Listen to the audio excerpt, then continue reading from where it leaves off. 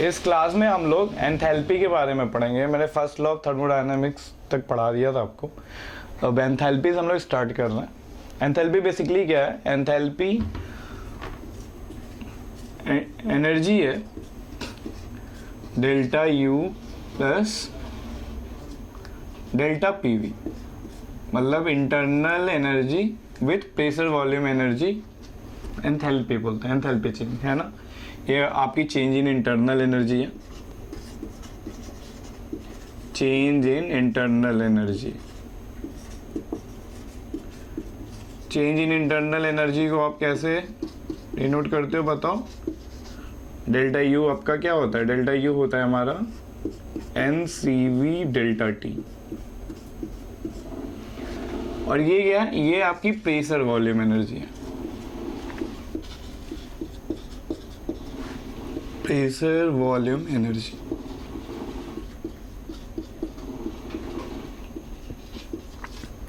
अब ये बोल सकते हो कि जब हम इंटरनल एनर्जी को प्रेशर वॉल्यूम एनर्जी के साथ लेते हैं तो हम एंथैल्पी चेंज बताते हैं। बेसिकली कोई पर्टिकुलर रिएक्शन हो रही है या कोई प्रोसेस हो रहा है, तो जो एनर्जी में इंटरनल एनर्जी में चेंज हो रहा है उसमें अगर हम प्रेशर वॉल्यूम एनर्जी के सम को ऐड करते हैं तो हमें उस पर्टिकुलर प्रोसेस या रिएक्शन का एंथैल्पी चेंज मिल जाती है। ठीक है। अच्छा, डेल्टा यू को हम NCV डेल्टा टी लिख सकते हैं। n क्या है बताइए? n है नंबर ऑफ मोल, n हमारा नंबर ऑफ मोल है। CV क्या होती है? CV होती है molar heat capacity at constant volume. Molar heat capacity at constant volume.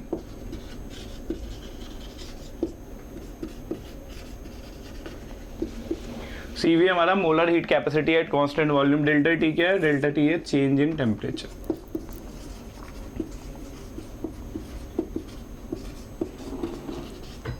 ठीक है। अच्छा, अगर हम CV को डिफाइन करना चाहें तो CV को कैसे डिफाइन कर सकते हैं? 1 मोल का टेम्परेचर 1 यूनिट से चेंज करने के लिए, 1 मोल का टेम्परेचर 1 यूनिट चेंज करने के लिए जो इंटरनल एनर्जी में चेंज होगा वो मोलर हीट कैपेसिटी के बराबर है। डेल्टा यू 1 पुट कर दो, अब N1 पुट कर दो, डेल्टा T1 पुट कर दो, तो delta U equal to CV हो जाता है। N1 पुट करना है, डेल्टा T1 पुट करना है, तो delta U equal to CV हो गया। मतलब आप डिफाइन क्या कर सकते हो कि 1 मोल का टेम्परेचर 1 यूनिट से चेंज करने में जो इंटरनल एनर्जी में चेंज आएगा वो आपकी क्या होती है? Molar heat capacity at constant volume. ठीक है। तो ऐसे delta U equal to NCV delta से हम लोग क्या निकाल सकते हैं बताइए? हम लोग चेंज इन इंटरनल एनर्जी निकाल सकते हैं। चेंज इन इंटरनल एनर्जी पता है और प्रेशर और वॉल्यूम में चेंज पता है, तो डेल्टा यू प्लस डेल्टा वीवी करके हम लोग डेल्टा एच निकाल सकते हैं। यहाँ तक समझ में आया? ठीक है। अब इसको हम लोग क्या कर सकते हैं? इसको ऐसे भी लिख सकते हैं, मैं लिख के दिखाता हूँ। ऐसे लिख सकते हैं ना इसको, delta H equal to delta U plus P2V2 minus P1V1। मतलब बोला जाएगा कि फाइनल प्रेशर वॉल्यूम ये हो गया, इनिशियल प्रेशर वॉल्यूम ये था, तो आपकी एंथैल्पी में क्या चेंज आया? P2V2 की वैल्यू दी रहे, P1V1 की वैल्यू दी रहे, तो ऐसे लिख सकते हैं P2V2 minus P1V1, delta PV को लिखा। ठीक है ना। अच्छा, और कैसे लिख सकते हैं? और देखो आप ऐसे लिख सकते हो ना, delta H equal to delta U plus P delta V plus V delta P लिख सकते हैं ना। P डेल्टा V, P को कांस्टेंट लिया, वॉल्यूम में चेंज निकाला, वॉल्यूम को कांस्टेंट लिया, प्रेशर में चेंज। इन दोनों में अंतर क्या है? इन दोनों में अंतर की P2V2 साइमल्टेनियसली चेंज हो रहे हैं। कोई ऐसा प्रोसेस है जिसमें PV साथ में चेंज हो रहा है। ये कौन सा प्रोसेस है? मतलब उस पर्टिकुलर टाइम पे P कांस्टेंट है तो वॉल्यूम चेंज हो रहा है, V कांस्टेंट है तो प्रेशर चेंज हो रहा है। ठीक है ना। अच्छा, और क्या कर सकते हैं? अगर किसी ने बोला eight constant pressure, eight constant pressure की बात करी हमने, तो देखो ये हो जाएगा ना कि डेल्टा HP, कांस्टेंट प्रेशर की बात कर रहे हैं ना, तो डेल्टा HP और ये तो क्या है बताओ? Delta U plus pressure constant है, तो ये वाला टर्म क्या हो जाएगा, टेंस टू 0 हो जाएगा, तो क्या हो गया पी डेल्टा वी, ये आपका कांस्टेंट प्रेशर पे होगा, delta H equal to delta U plus P delta V. ठीक है, अच्छा आप डेल्टा एच को मतलब ये भी तो लिख सकते हो डेल्टा यू, अब पी डेल्टा वी को हम लोग क्या लिख सकते हैं बताओ, एन आर डेल्टा टी। ठीक है ना, delta H equal to delta U plus N R delta T, और ये वाला जो एच है किस पे आप निकाल रहे हो, कांस्टेंट प्रेशर पे निकाल रहे हो। ठीक है, तो फिर और क्या लिख सकते हो आप यहाँ पे, डेल्टा एच डेल्टा यू को क्या लिख सकते हो बताओ, N C V delta T plus N R delta T. ठीक है ना, अभी सीखा था कि डेल्टा यू क्या लिख सकते हैं हम लोग, N C V delta T लिख सकते हैं, तो N C V delta T plus N R delta T लिख लिया। ठीक है, देखो फिर अभी हम क्या कर सकते हैं, फिर हम यहाँ से एन डेल्टा टी कॉमन ले लेते हैं। अगर हम यहाँ से एन डेल्टा टी कॉमन ले लेंगे तो डेल्टा एच हमारा क्या आ गया बताओ, अगर यहाँ से एन डेल्टा टी कॉमन ले लिया, N delta T C V plus R, C P minus C V क्या होता है, C P minus C V R के बराबर होता है। सी पी क्या है, molar heat capacity at constant pressure. ठीक है, सी पी है molar heat capacity constant pressure, तो ये क्या हो गया बताओ, डेल्टा एच हो गया आपका N C P delta T. मतलब जो आपका एनर्जी में चेंज कांस्टेंट प्रेशर पे आ रहा है उसको डेल्टा एच बोल सकते हो, और जो कांस्टेंट वॉल्यूम में आ रहा है उसको डेल्टा यू बोल सकते हो। अगर कोई बोल रहा है कि कांस्टेंट प्रेशर की एनर्जी और माइनस कांस्टेंट वॉल्यूम की एनर्जी निकालना है, मतलब आपको क्या निकालना है, delta H minus delta U निकालना है। ठीक है, ये क्या है, कांस्टेंट प्रेशर की एनर्जी है, और ये क्या है बताओ, कांस्टेंट वॉल्यूम की एनर्जी आपका डेल्टा यू। डेल्टा यू देखो आपने एनसीवी डेल्टा टी लिखा है, डेल्टा एच क्या लिखा है आपने, एनसीपी डेल्टा टी लिखा है। ठीक है यहाँ तक। अब आगे देखो, हम लोग ये भी तो लिख सकते हैं ना,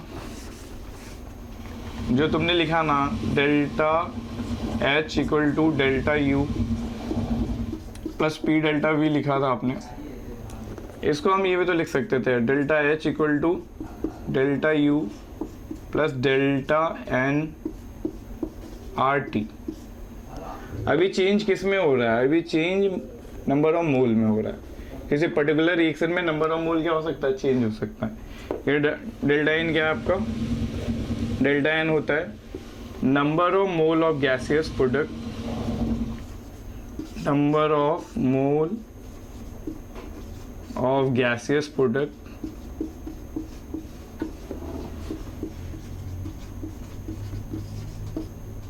minus number of mole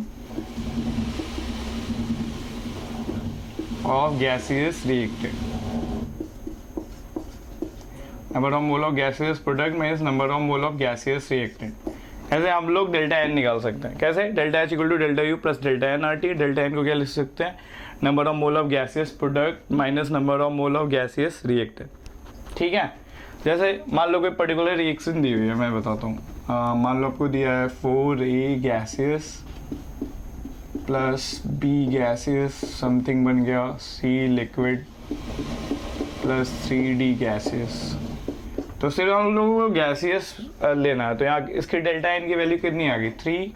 coefficient देखो ये 3 मोल है, 4 1 5, तो डेल्टा एन कितना आ गया, number of mole of gaseous product, product side में कितने गैस है, 3 मोल है, तो ये लिख दिया तुमने 3 minus number of mole of gaseous reactant, reactant side कितना है 5, 3 माइनस 5 कितना हो गया -2। ठीक है, तो डेल्टा एच ऐसे भी निकाल सकते हैं, delta H equal to delta U plus delta N R T. जब इसके क्वेश्चन आएंगे तो एक बात ध्यान रखना तुम, जो ये डेल्टा यू होता है ना, इसकी वैल्यू दे देते हैं वो किलो जूल या किलो कैलोरी में।